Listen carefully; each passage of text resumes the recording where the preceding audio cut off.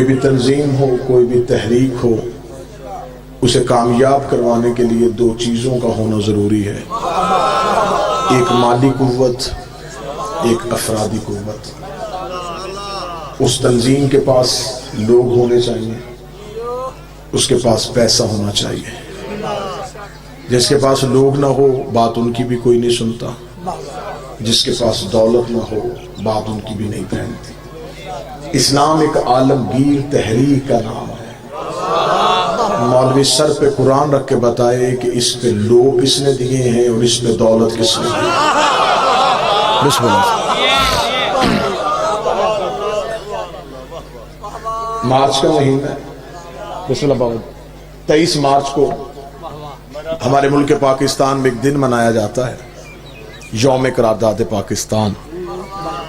اس میں سارا دن پاکستان ٹیلی ویژن پہ جتنے بھی میڈیا کے چینلز ہیں وہ بچوں کو بتاتے ہیں کہ پاکستان جب بننا تھا اس میں محنت لگی محمد علی جناح کی،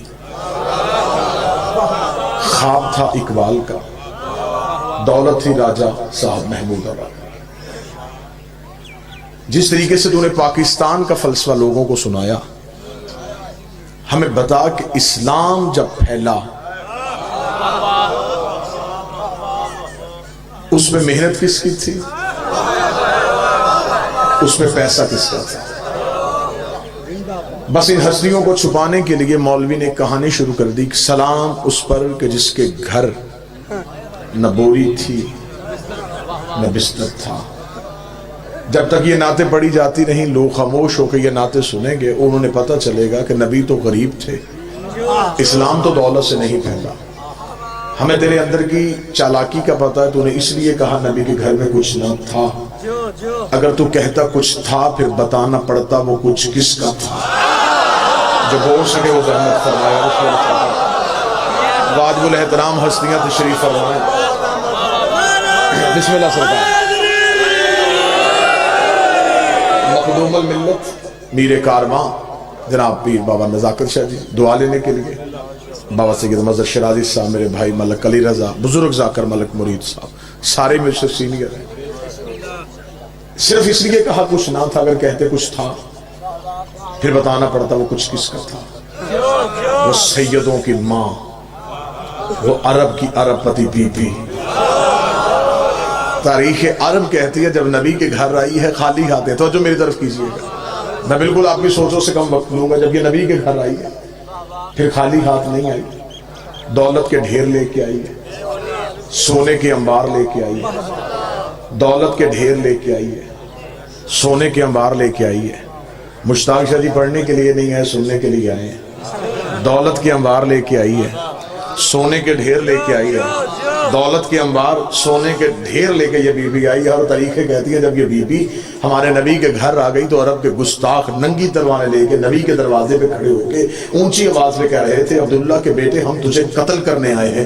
پردے کے اندر بیٹھی سیدوں کی ماں نے کہا تھا مولا تو پریشان نہ ہونا، تیری جوتیوں کی قسم یہ جتنے تیرے دروازے میں بھونکنے آئے ہیں یہ سارے میرے قرضدار ہیں، یہ سارے میرے نمکدار ہیں۔ بی بی نے آوازیں پہچان پہچان کے کہا تھا اور فلاں ابن فلاں بتا کہ تیرے باپ نے میرا اتنا قرضہ نہیں دینا، اور فلاں کا بیٹا بتا کیا تو میری نکرانی کا بیٹا نہیں ہے، اور فلاں کا بیٹا بتا کیا تو میرے مکروز کا بیٹا نہیں ہے۔ سب نے ہاتھ مانگا، بی بی ہمیں نہیں پتا تھا کہ اندر تو بیٹھی ہے، اب بتا کیسے بچ سکتے ہیں؟ فرمایا تلواریں نیاموں میں واپس رکھو، ایک ہی طریقہ ہے محمد کے کلمے پڑھتے جاؤ، قرضے معاف کرواتے جاؤ۔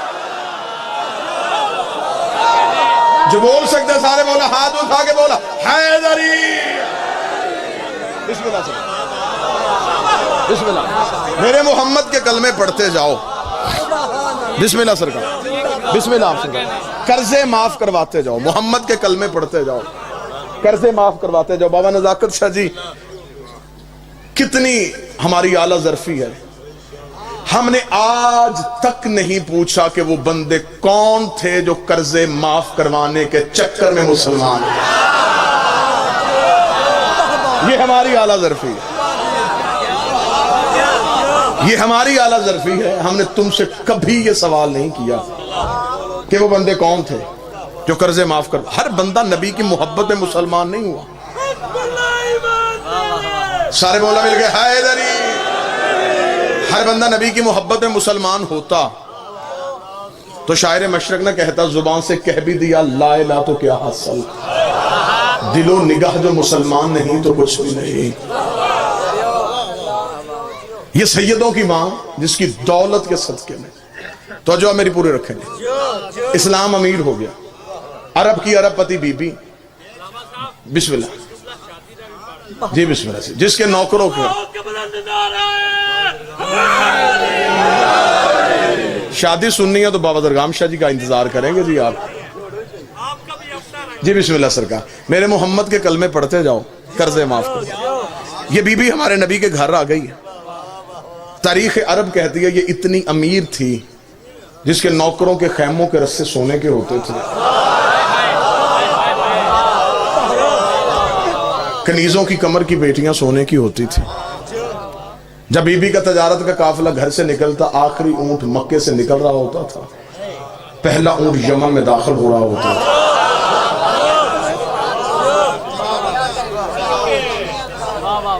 یہ ہمارے نبی کی وہ بیوی ہے جس نے اسلام سے لیا نہیں، اسلام کو دیا ہے.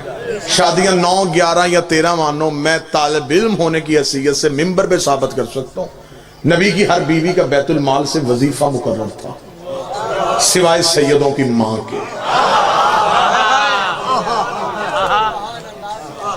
اور یہی وجہ ہے، بہت میری جسارت ہے کہ میں اتنے بہترین علماء کرام کے سامنے یہ لفظ کہہ رہا ہوں. جناب سیدہ نے جب دربار خلافت میں خطبہ دیا تھا تو خطبہ میں ایک لفظ بی بی نے کہا تھا. جب میں نے بی بی کا مقدمہ پڑھا تو مجھے اس لفظ پہ اپنی جان سے زیادہ پیار آیا. شہزادی نے دربار میں کھڑے ہو کے کہا چل چھوڑ تو وراثت، چل چھوڑ تو میرے بابے کا حق، میں بطول تجھے کہہ رہی ہوں میری ماں کا قرضہ مجھے واپس کر. جو بندہ بول سکتا وہ بولے، جو حق سیدات سننے کے لیے. آج تک اسلام بسم اللہ سے میری ماں کا قرض مجھے واپس کر. فتح کی صورت میں آج تک مسلمان مقروض ہے سیدوں کا. خمس دینا تمہارا سید پہ احسان نہیں. آج تک جو بھی زمین دانا دے رہی ہے یہ سیدوں کا صدقہ ہے. سادات کا قرض ہے جو ہم کھا رہے ہیں. یہ بی بی نبی کے گھر آ گئی. اس شہزادی کی کہانی یہ ہے، تاریخ یہ کہتی ہے کہ جب بی بی کا تجارت کا قافلہ گھر سے نکلتا نا جی، کیونکہ بہت وسیع تجارت تھی، اور جناب خدیجہ کے والد خویلد یہ بھی عرب کے امراء میں سے تھے، بہت امیر تھے. عربوں میں شعر و شاعری ہوتی تھی، یہ لڑائی بھی اشعار کی صورت میں کرتے تھے. علی رضا بھائی جب یہ بی بی ہمارے نبی کے گھر آ گئی ہے تو قریش کی عورتیں بی بی کے گھر آئیں اور انہوں نے آ کے عربی میں ایک شعر پڑھا اور شعر میں تانا دیا بی بی کو. انہوں نے کہا خدیجہ باپ تیرا خویلد اتنا امیر تھا کہ اس کے سر کا شملہ عرش کو چھوتا تھا اور تو یتیم عبداللہ کے گھر کنیز بن کے آ گئی ہے. بی بی کو تانا دیا کہ باپ تیرا اتنا امیر تھا کہ اس کے سر کا شملہ عرش کو چھوتا تھا اور تو یتیم عبداللہ کے گھر کنیز بن کے آئی ہے. بی بی نے باپ کا رتبہ بھی کم نہیں ہونے دیا اور شوہر کی عزت بھی بتا دی. بی بی نے کہا باپ میرا اتنا امیر تھا کہ اس کے سر کا شملہ عرش کو چھوتا تھا، جس کی نکرانی بن کے آئی ہوں اس کے جوتے عرش کو چھوتے، اس کی نعلین عرش کو چھوتے. یہ بی بی ہمارے نبی. جب بی بی کا تجارت کا قافلہ گھر سے نکلتا تو عرب کے چور، اچکے، لٹیرے، ڈاکو، ڈکیت رستے میں کھڑے ہو کے بی بی کے تجارت کے سامان میں سے مال چوری کر لیتے. یہ عربوں کی تہذیب تھی، عرب کا کلچر تھا. رات کے چور دن کے چودھری ہوتے تھے.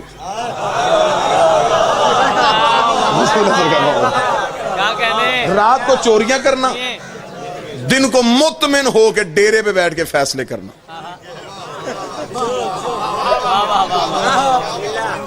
بی بی کا تجارت کا قافلہ آتا، یہ سامان چوری کر لیتے. ایک قافلہ لٹا، دوسرا قافلہ لٹا، تیسرا قافلہ لٹا.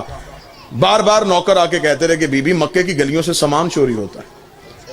چوتھے دن بابا مشتاق جی شریعت کی ملکہ نے حیا کا برقع سر پہ لیا بابا عمران شاہ جی اپنے گھر سے نکلی، خراما خراما چلتی رک گئی آ کے ابو طالب کے ڈیرے کے دروازے پہ. آئے جھنگ کا گرد و نواح میرے سامنے ہے. عرب میں جب کسی کا چولہا بھی نہیں جلتا تھا، علی کے باپ کا ڈیرا اس وقت بھی چلتا تھا.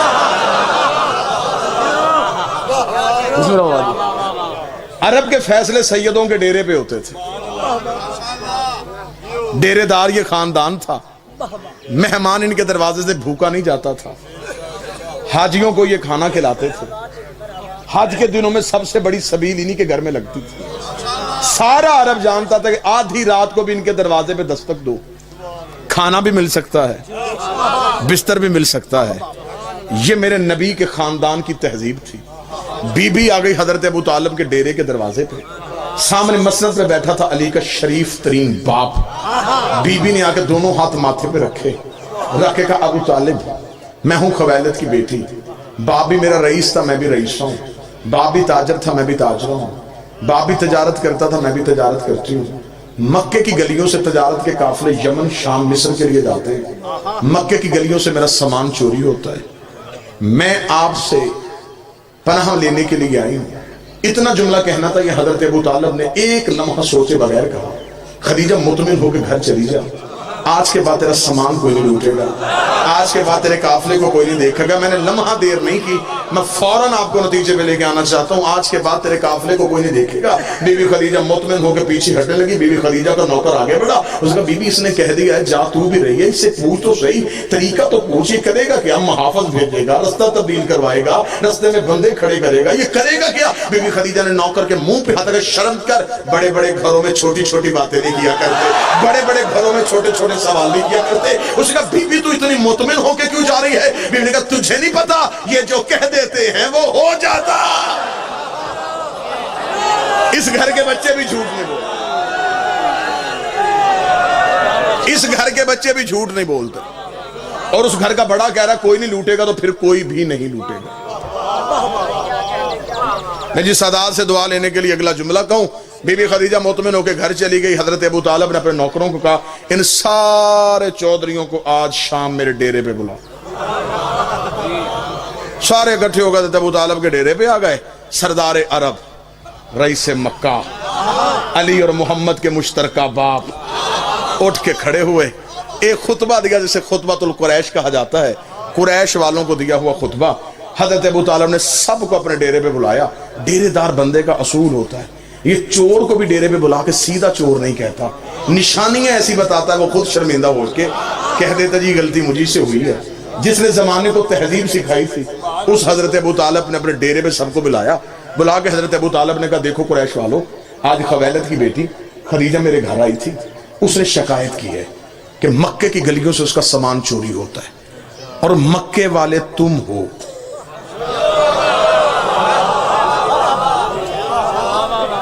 لہٰذا میں یہ نہیں کہوں گا کہ کون چوری کرتا ہے، میں صرف تمہیں یہ سمجھانا چاہتا ہوں آئندہ سے قافلہ نہ لوٹنا.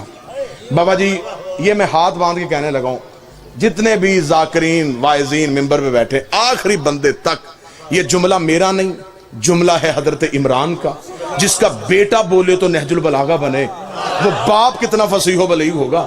حضرت ابو طالب کا جملہ میری پوری زندگی کی خطابت پلڑے پہ رکھی جائے یہ جملہ پھر بھی وزنی ہے. حضرت ابو طالب کا میں تمہیں گھر بلا کے صرف اتنا سمجھانا چاہتا ہوں، عورت کے قافلے لوٹنا کوئی مردانگی نہیں ہے.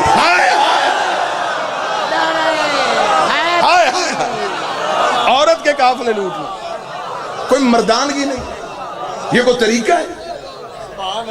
وہ پردہ دار مستور ہے، تم اس کا سامان چوری کرو. بسم اللہ سرکار. اتنا جملہ کہہ رہا تھا یہاں ایک بندہ اٹھ کے کھڑا ہو گیا. اس نے کہا ابو طالب تیرے مشورے کا شکریہ، لیکن پہلے یہ بتا کہ ہم کریں تو کریں کیا؟ عرب میں کاروبار کیا ہے؟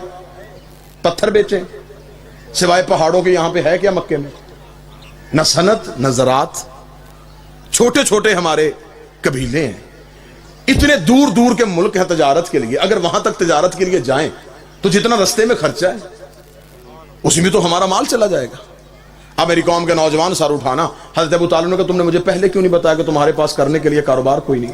علم معاشیات کا، علم اقتصادیات کا، علم اکاؤنٹس کا سب سے پہلا قانون علی کے باپ نے بنایا تھا. آج تک دنیا کا اسلامک بینکنگ نظام ابو طالب کے بنائے قانون پہ چل رہا ہے. حضرت ابو طالب نے تم نے مجھے پہلے کیوں نہیں کہا؟ تمہارے پاس کرنے کے لیے کچھ نہیں. جاؤ میں تمہیں مشورہ دیتا ہوں. جس کے گھر ایک اونٹ ہے ایک اونٹ لے آئے, جس کے گھر ایک گھوڑا ہے گھوڑا لے آئے, جس کے گھر ایک بکری ہے ایک بکری لے آئے, جس کے گھر کچھ بھی نہیں ایک مٹھ جو ہی لا کے خدیجہ کے تجارت کے ایک سامان میں رکھ دو. جب تجارت کا قافلہ واپس آئے, جس کا ایک اونٹ ہے دو لے لینا, جس کے دو اونٹ ہے چار لے لینا. جتنا دو گے گھر بیٹھے اتنا منافع ملے گا. اب گئے گھروں میں جو تھا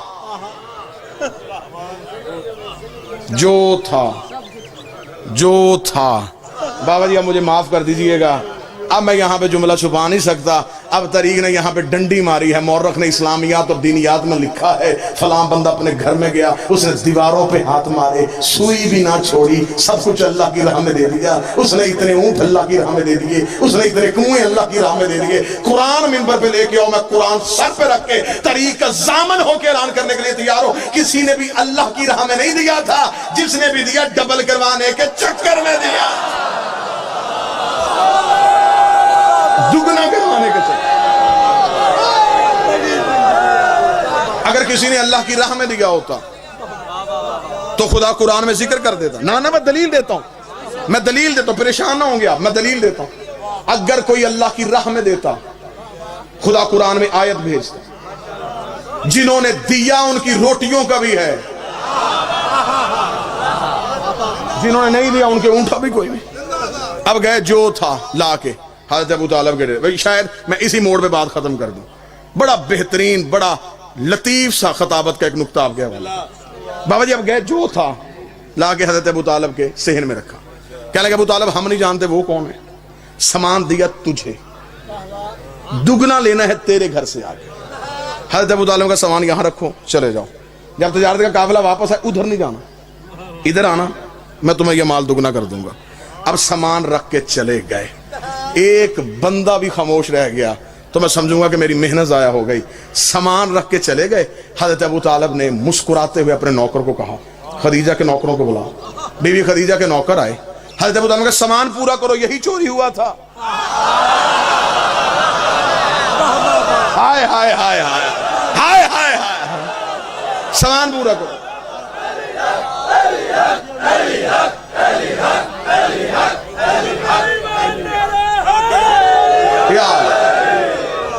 سامان پورا کرو. بابا مشتاق شاہ جی تاریخ اسلام کی یہ پہلی ریکوری ہے جو پوری ہوئی ہے. چور اپنے ہاتھوں سے سامان مالک کے گھر چھوڑ کے چلے گئے. بی بی خدیجہ کے نوکر پریشان ہو گئے. انہوں نے کہا کل ابھی ہم نے شکایت کی ہے, آج سامان مل گیا, یہ کہاں سے ملا ہے, یہ کہاں سے آیا؟ حضرت ابو طالب نے کہا اب سنیے, اگر لفظ ہی ہوتے ہیں خطابت میں, ہمارے پاس نہ سر ہے نہ تال ہے نہ سوزی ہیں نہ کتابیں. ہم مسکینوں کے پاس لفظ ہی ہوتے ہیں, لفظ ہی آپ نے تولنے ہوتے ہیں. حضرت ابو طالب کو بی بی خدیجہ کے نوکروں نے کہا سردار یہ کہاں سے ملا؟ ابو طالب نے یہ کہاں چھوڑو, کہاں سے ملا؟ مال اٹھاؤ خدیجہ کو جا کے دو, اور اس سے کہنا کہ ابو طالب کہتا ہے جب تجارت کا قافلہ واپس آئے نا, اس مال کا کوئی صدقہ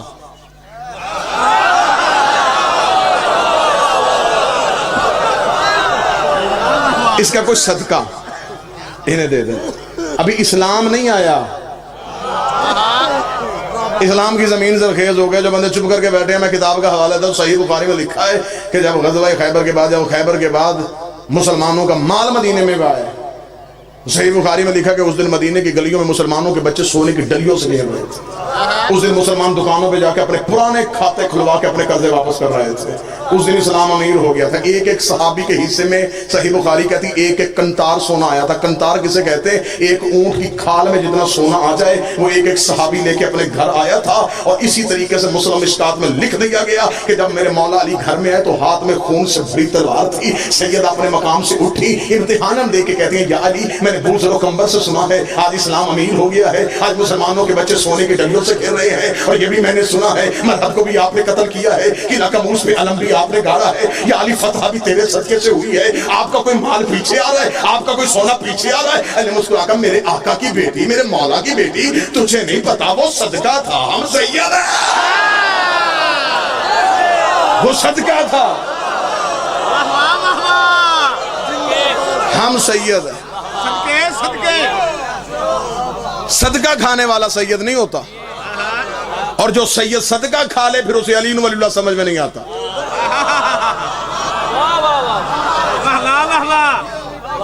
صدقہ سید کھا نہیں سکتا، اگر اندر چلا جائے پھر وہ پوچھتا رہتا ہے کہ جناب علی ولی اللہ کہاں لکھا ہے؟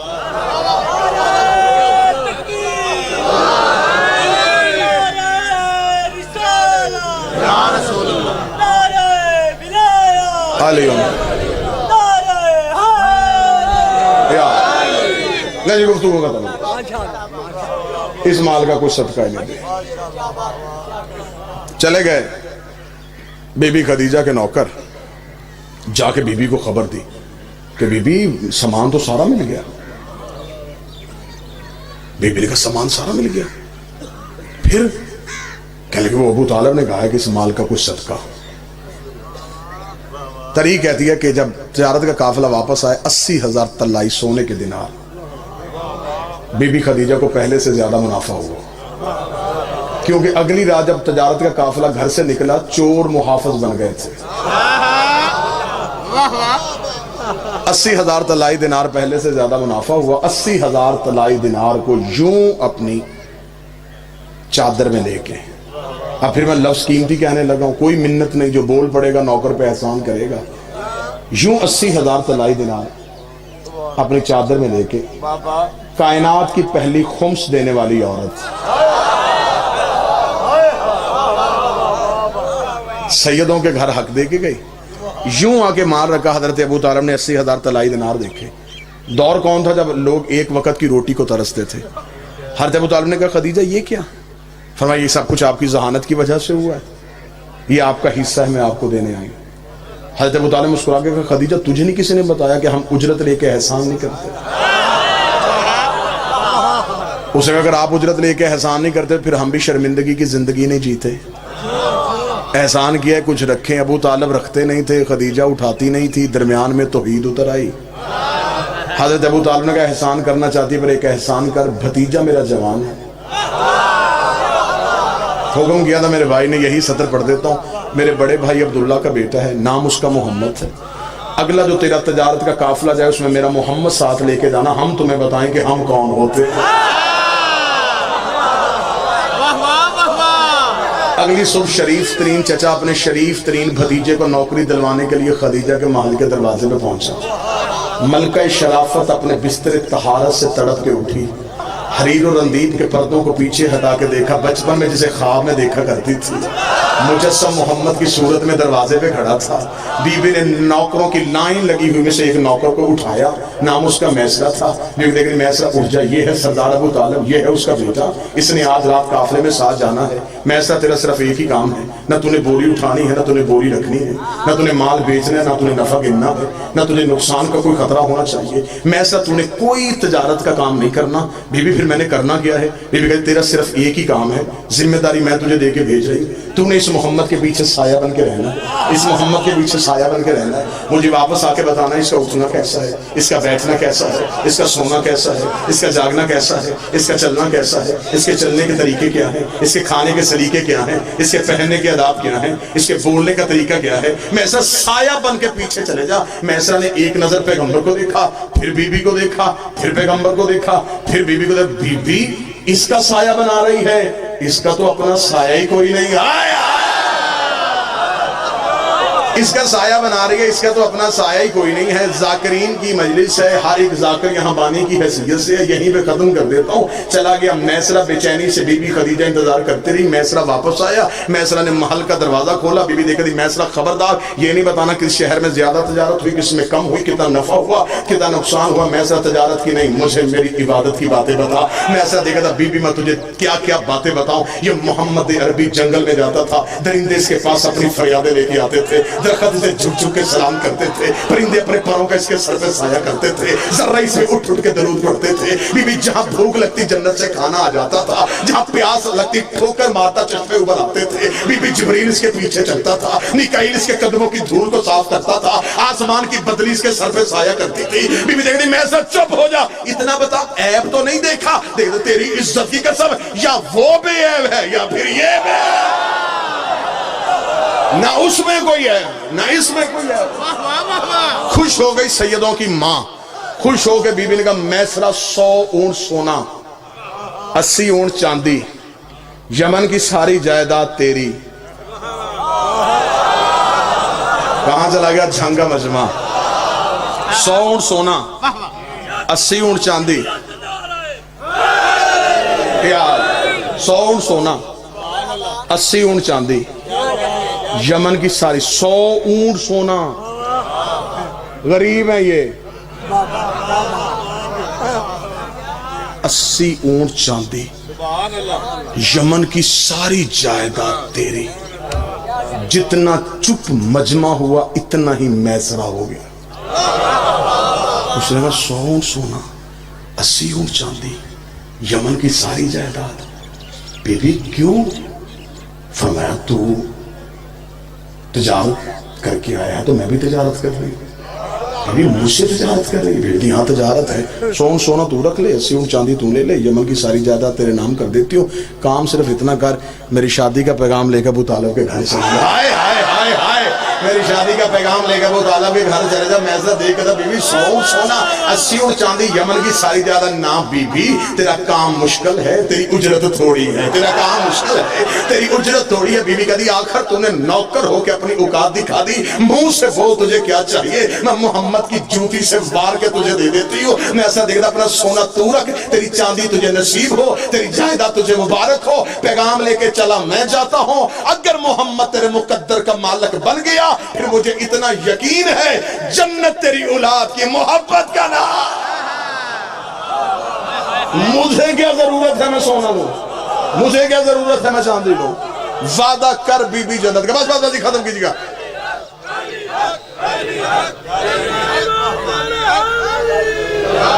وعدہ کر بی بی جنت کا. وعدہ ہو گیا جنت کا. چلا گیا میسرہ. اب یہاں پہ چند بندوں کے ذہن پہ سوال آ گیا, وہ خطیب بھی کیا جو مجلس پڑھے اور چہرے نہ پڑھے. جی پیغام بی بی نے بھیجا. ہاں ہاں بی بی نے بھیجا. اگر پیغام نبی بھیجتے آج مولوی بھونک دیتا. مالدار جو تھی,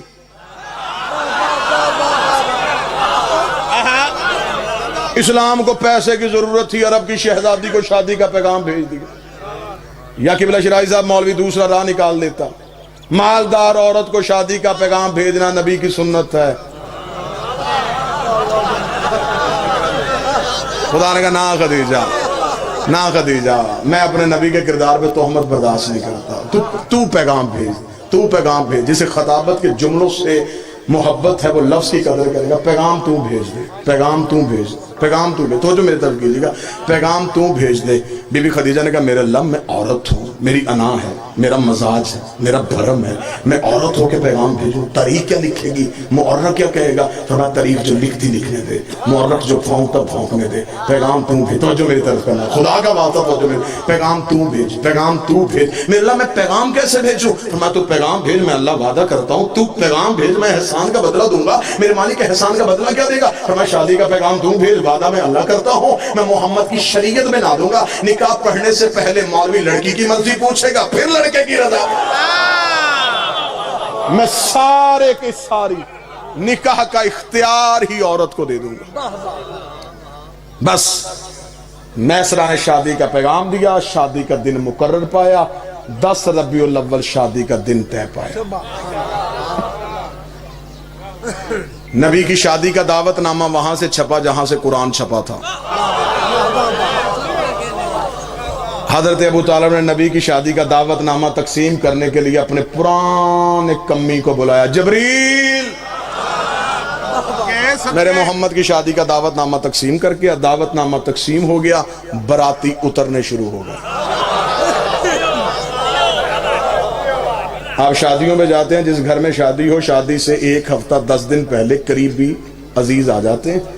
پھر وہ جو گھر کا بزرگ ہوتا ہے اسے کہتے ہیں جی ہم پہلے اس لیے آ گئے, آپ کے گھر میں شادی ہے, ہمارے لائق کوئی حکم, کوئی خدمت, کوئی ذمہ داری, کوئی کام. ابو طالب کے صحن میں 1.25 لاکھ نبی کہہ رہے تھے, ابو طالب بتا ہمارے لائق کوئی خدمت, کوئی حکم, کوئی ذمہ داری. حضرت ابو طالب نے ذمہ داری لگائی, یوسف تو میرے محمد کے حسن کا صدقہ دے. ابراہیم تو میرے نبی کے سر پہ تاج خلت رکھ، داؤد زبوری لہجے میں محمد کا سہرا پڑھ۔ مکے کا کچا رستہ تھا، براتی عرش والے تھے، پانی کے چھڑکنے کا بندوبست اسے دیا جس کے قدموں سے اللہ نے زمزم کو نکالا تھا۔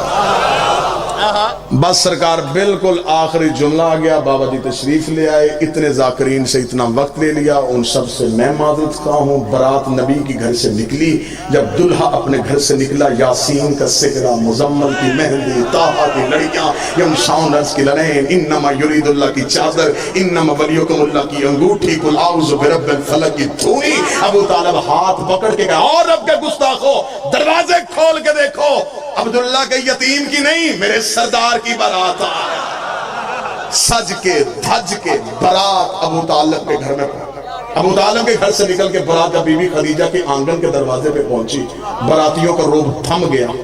برات میں کہیں ابراہیم، اسماعیل، یوسف، یعقوب، یحییٰ، زکریا، عیسیٰ، موسیٰ۔ جب برات بی بی کے دروازے پہنچی، استقبال کرنے والیوں میں کہیں مریم، کہیں حوا، کہیں آسیہ، کہیں سارہ۔ برات کو بٹھا دیا گیا۔ اب آ گیا نبی کا وقت نکاح۔ اب پھنس گیا مولوی، اب پھنس گیا مولوی۔ اب ہمیں صرف اتنا بتا، نکاح کس نے پڑھا؟ کملی والے کا نکاح کس نے پڑھا؟ میٹھے مدنی کا نکاح کس نے پڑھا؟ سونے نبی کا نکاح کس نے پڑھا؟ کیونکہ جس وقت نکاح ہو رہا ہے اس وقت کسی کا باپ بھی مسلمان نہیں تھا، تو مرضی کا نام فٹ کر لیتا، لیکن ان میں سے کوئی بھی نہیں تھا، وہ بہت بعد میں آئے ہیں۔ 3 کتابوں کے حوالے، 1 2 3 4 5 6 ویڈیو کیمرے کی موجودگی میں 3 کتابوں کے حوالے: تاریخ طبری 1، سیرت ہشام 2، سیرت حلبیہ 3۔ تینوں کتابیں اہل سنت بھائیوں کی، تینوں کتابیں برادران اہل سنت کی۔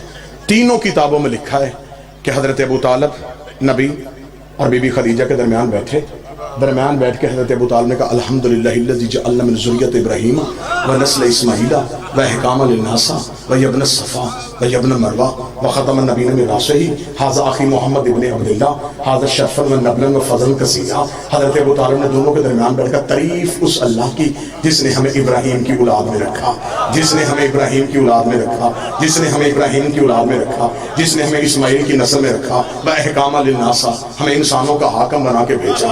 اللہ نے ہمارے سروں پہ تاج نبوت کو سجایا ہوا ہے، کعبے کی چابی ہمارے گھر پڑی ہے، حاجیوں کا کھانا ہم کھلاتے ہیں، اور یہ میرے بڑے بھائی عبداللہ کا بیٹا محمد ہے، حاضر شرفا و نبلا و فضل کثیرا۔ پورے عرب میں اس سے بڑا شریف کوئی نہیں ہے، پورے عرب میں اس کی فضیلت کا ثانی کوئی نہیں ہے۔ میں اسے ساتھ لے کے تمہارے قبیلے کی باعزت محترمہ مکرمہ بی بی خدیجہ سے اس کا نکاح کروانے کے لیے آیا ہوں۔ یہ جملہ کہنے کے بعد حضرت ابو طالب اپنے مقام سے اٹھ کے کھڑے ہوئے، بی بی خدیجہ کے پورے خاندان کی آنکھوں میں آنکھیں ڈال کے حضرت ابو طالب نے کہا، اے خاندان خویلد، حق مہر تم بتاؤ، رقم میں ادا کر دیتا ہوں، حق مہر تم بتاؤ، رقم میں ادا کرتا ہوں۔ آؤ حضرت ابو طالب سے پوچھے، مولا کس خاندان سے کہہ رہا ہے جن کے رستے میں ایرانی کلیر بچتے ہیں، جن کے نوکروں کے خیموں کے رستے سونے کے ہوتے ہیں؟ مولا زمینیں مانگ لی کہاں سے دے گا، آسمان مانگ لیا کہاں سے دے گا؟ ابو طالب کا گستاخ نہ بن، اللہ نے کائنات میں وہ چیز پیدا ہی نہیں کی جس میں میرے علی کی حکومت ہے۔ حیدری واہ واہ واہ واہ واہ